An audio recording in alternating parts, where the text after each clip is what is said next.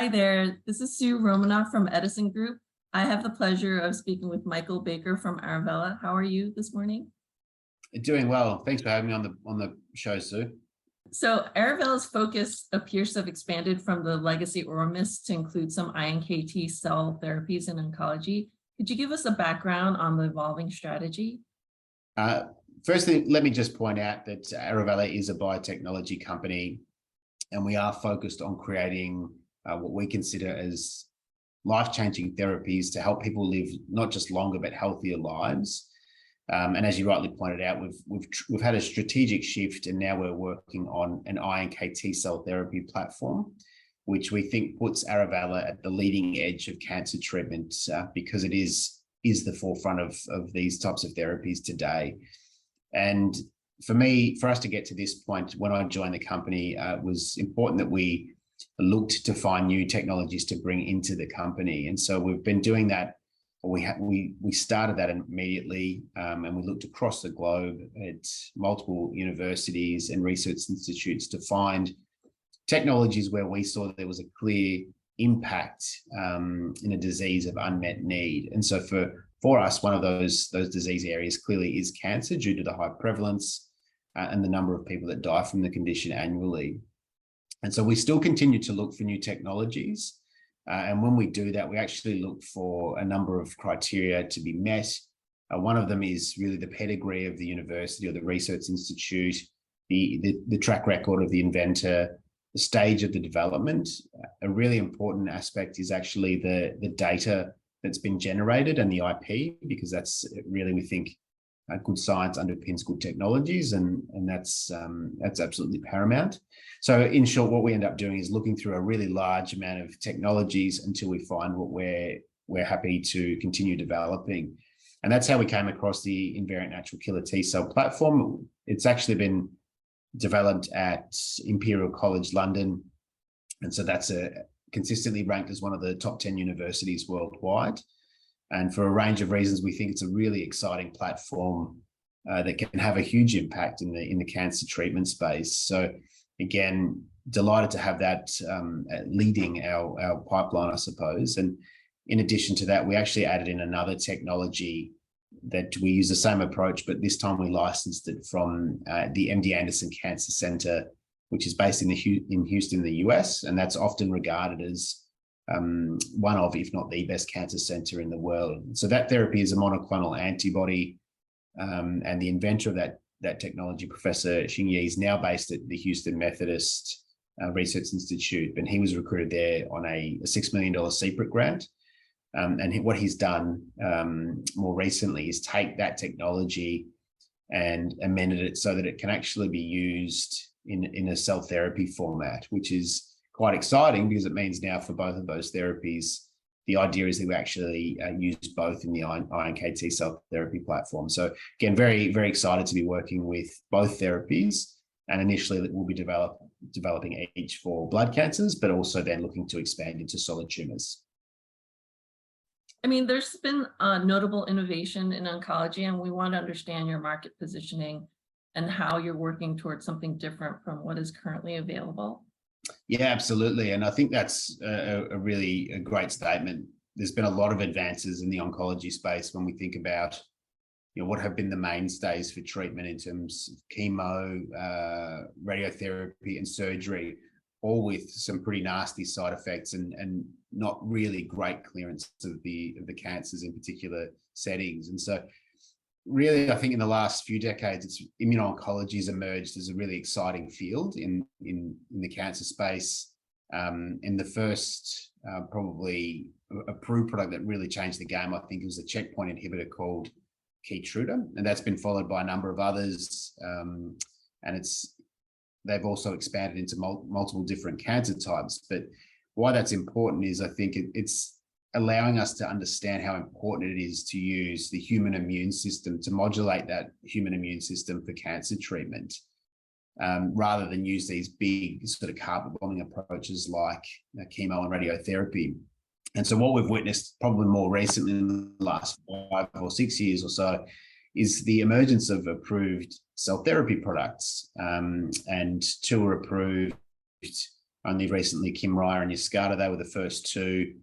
They target CD19 blood cancers, and now we've seen another two approved more recently, as well as two cell therapies targeting what we call BCMA to treat multiple myeloma. So there's a fair bit of activity in this space, but why it's important for us is all of the approved therapies to date use what we call CAR T, and the T is because of the immune cell that they're using. So they're what we call T cells.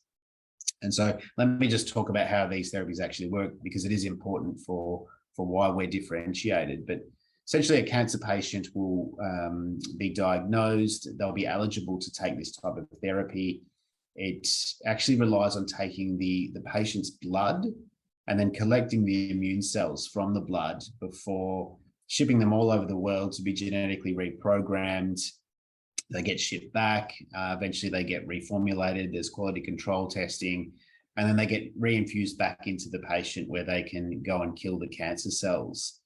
And why that's important and why it's changed the way we think about cancer treatment is that in the last, in February and May, there were two separate groups of studies or follow-up reports where people that had taken these therapies experimentally more than 10 years ago are still cancer-free. And so that's a really exciting place to be, because it's not common that we're using the word cancer and cure in the same sentence.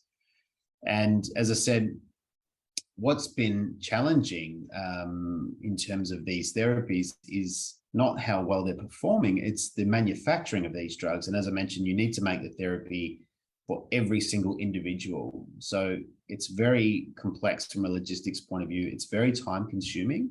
And of course, out of that, it's very expensive. We're coming up in the order of, $400,000 to $500,000 US per dose. So it is a wonderful emergence, but why we think what we're working on is so important is we go a long way to alleviating that bottleneck, which is that you need to take the starting material from that particular patient. So as I mentioned a moment ago, we work on iNKT cells. So they're also a naturally occurring immune cell, but they are different from T cells. They don't cause what we call graft versus host disease. So we can take them from a healthy volunteer, and we can then give them to the patient that actually needs the therapy. And so what that means is we don't need to produce the therapy in real time. It means that the patients don't have to wait 4 to 6 weeks while it's manufactured. In that window, some patients actually succumb to the disease. Of course, it will be more cost effective because we're not having to produce the dose for every single person. So batches can be QC'd, not just in individual doses. And when we think about the advantage of working with a healthy donor, when we collect their immune cells, they won't have seen cancer, they won't have seen radiotherapy or chemotherapy. So we actually believe that we'll have a better performing product because the starting material is actually a better or more robust point to start from. And in addition to that, for iNKT cells, we also know that they are incredibly fast acting. The data that we've got out of Imperial College demonstrates that for cancers that produce CD19 and CD1D, they work much faster than conventional T cells, and they also promote better long-term survival. And so for all these reasons, in addition, they also recruit other components of the immune system. We do see that there's a real benefit to working with an iNKT cell in the cell therapy space. And just lastly, on the commercial front, because I think that's a big part of the question, unlike T cells, where there are hundreds of companies and hundreds of clinical trials, Arovella is actually one of only a handful of companies that are working on iNKT cells. And in fact, we're the only company listed on the Australian Stock Exchange that's working with an iNKT cell therapy platform. So we do see that we've got a differentiated product in a really important area for cancer treatment. Arovella has fostered some interesting partnerships and licensing arrangements to offer novel differentiated therapies. Could you delve into those? Yeah, that's right. I mentioned those a little bit earlier. So we've got two technologies from two different research institutes. The first is Imperial College London. As I mentioned, that's a top 10 university worldwide. And that's where we license the iNKT cell therapy platform from. So that gives us the ability to create a range of different treatments for different cancers, which is quite exciting. And to really maximize the relationship, we actually entered into a collaborative research agreement with Imperial. So we continue to do research on the current therapies, but also looking to build out IP for potential new products that we're looking to develop. So it's a really collaborative relationship with Imperial, which is great. And we're certainly working well as we develop that lead product, which is we termed ALA-101, which is to treat CD9 producing blood cancers. And the second partnership is with MD Anderson Cancer Center. So we licensed there a DKK1 peptide targeting monoclonal antibody, which is, I know that's a mouthful, but in short, what it is, it enables us to build out our cell therapy pipeline. And based off the data that's already been generated by the inventor, it's going to enable us to target cancers like multiple myeloma, but also potentially solid tumors. So it's for us, it was an important part of the screening methodology to find new technologies, but it is wonderful to be working with, world-class institutes, but also really exceptionally talented individuals and driven individuals that are just looking to make a difference in the lives of cancer patients. So it's very rewarding. Great. So Arovella recently transitioned to commercial operations for Zolvimus in Australia. Could you provide us a brief update on that? Yeah, absolutely. So that's a product that relates to our oral spray platform, where we convert drugs from solid dose forms to oral sprays. So this is actually a treatment for short-term insomnia, and it's, as I said, it's the oral spray version of Ambien or Stilnox in other parts of the world. And so we received approval for that some time ago and entered into a partnership with an Australian group, Starter Australia, and delighted that was commercialized in June of this year. So that's a product that we think has a really important role to play because of the challenges, again, what we're seeing come out of COVID through mental health and sleep issues. So having more products to tackle that sort of a condition like short-term insomnia, we think is really important. So delighted that now it's out and in the commercial market. So finally, what events and catalysts could investors look for in the next 12 to 18 months? Yeah, absolutely. So for ALA-101, our lead cell therapy product, which is targeting CD19 blood cancers, the key for that is to get that into clinical trials. And so a really big milestone for us will be the completion of the manufacturing. And we've already selected the lentivirus manufacturer and the cell therapy manufacturer. So they're the two components that we require. So looking forward to having that manufacturing completed. Then moving forward from that, we'd look to get regulatory clearance from reg agencies in order to announce that we can start the clinical trial. And then, of course, to initiate a phase 1 clinical trial for patients that have CD19 producing blood cancers. And for our second product, ALA-104, that's the technology from MD Anderson. The key next steps for that are to demonstrate what's already been done by the inventor, but so we've done it in our hands, that the target is specific and selective for cancer cells and not healthy tissues.